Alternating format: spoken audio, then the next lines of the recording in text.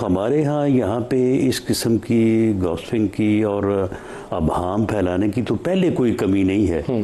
तो आप जैसे लोग और आप खुद भी तो हमेशा इन चीज़ों को जो है वो रोकते हैं। सर अगर ये वाक़या जाके हो कि रहा आप उसका हिस्सा बन, अगर वाक़या हो रहा हो फिर क्या किया जाए?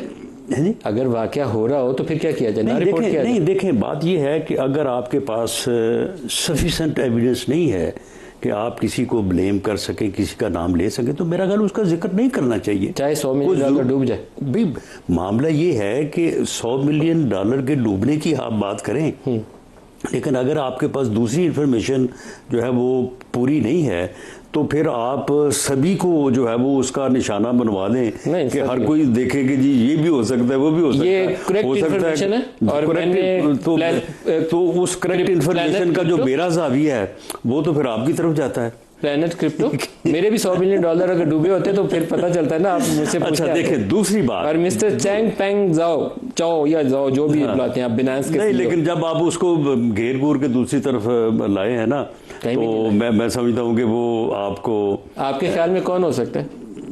मेरे ख्याल में तो आप ही, आपकी मुस्कुराहटें बता रही हैं सर। मेरे ख्याल में आप ही हो सकते हैं।